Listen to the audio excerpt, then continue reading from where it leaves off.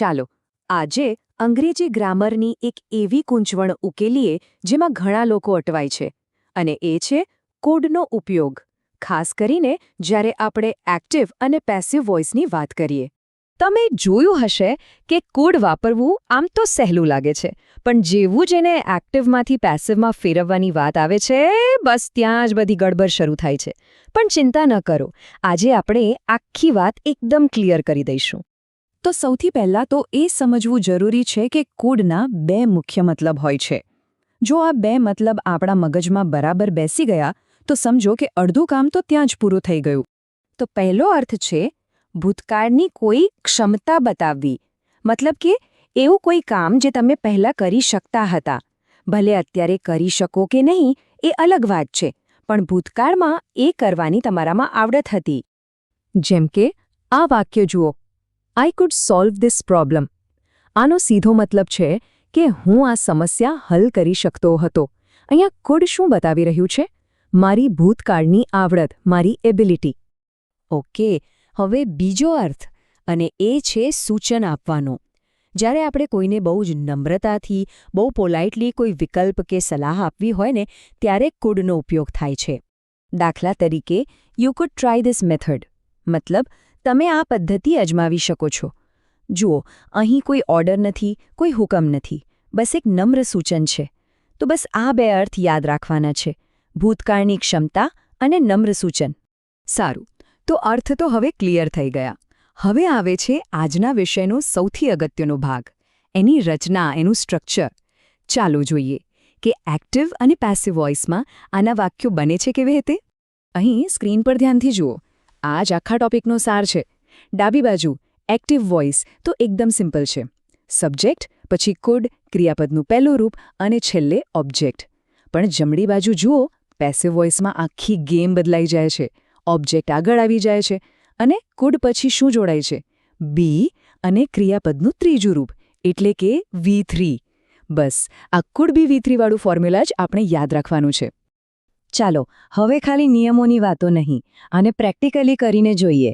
આપણે એક એક્ટિવ વાક્ય લઈશું અને એને સાથે મળીને સ્ટેપ બાય સ્ટેપ પેસિવમાં ફેરવીશું, એટલે બધું એકદમ પાણી જેવું સાફ થઈ જશે. તો આપણું વાક્ય છે, she could write a letter. Simple છે નહીં? મતલબ તેણી પત્ર લખી શકતી હતી. આ એકદમ સીધું સાદું એક્ટિવ વોઇસનું વાક્ય છે. હવે આને પેસિવમાં ફેરવવું છે.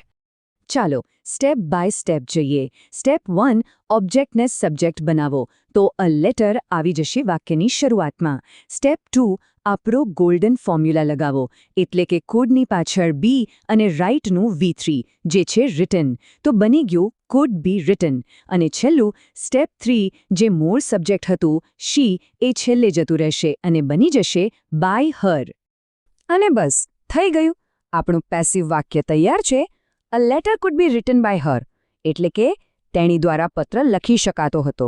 સિમ્પલ. ચાલો ફટાફટ બીજા 5 ઉદાહરણો જોઈએ જેથી મગજમાં બરાબર બેસી જાય. Ready? Number 1, active, he could repair the car.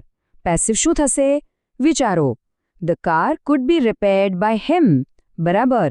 Number 2, they could win the match. Passive, the match could be won by them. એકદમ સાચું. ત્રીજું, the chef could cook a delicious meal. Passive, a delicious meal could be cooked by the chef. Chouthu, we could see the stars. Passive, the stars could be seen by us.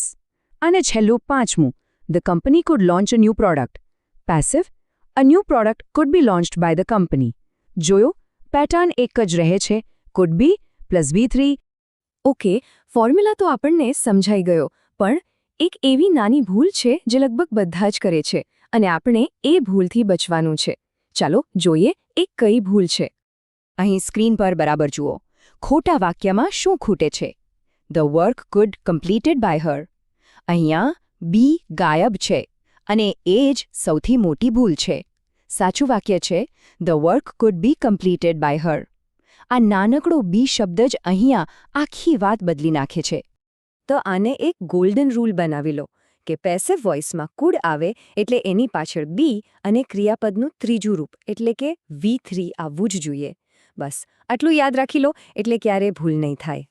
સારું, તો આપણે નિયમ તો શીખી લીધો, પણ સવાલ એ છે કે આ બધું જાણવું શા માટે જરૂરી છે? શું ખાલી પરીક્ષા માટે? ના, આના ફાયદા ઘણા છે.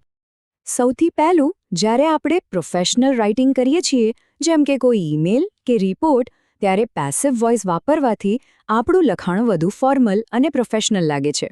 બીજું, જે લોકો IELTS કે TOEFL જેવી પરીક્ષાઓની તૈયારી કરે છે, તેમના માટે તો આ બહુ જ જરૂરી છે. સારા સ્કોર માટે આ ગ્રામર પોઈન્ટ પરફેક્ટ હોવો જોઈએ. અને હા, સ્કૂલ કોલેજની પરીક્ષામાં જે વોઇસ ટ્રાન્સફોર્મેશનના પ્રશ્નો આવે છે, એ તો હવે એકદમ સહેલા લાગશે. ઓવરઓલ, આનાથી અંગ્રેજી ભાષા પરની આપણી પકડ મજબૂત બને છે.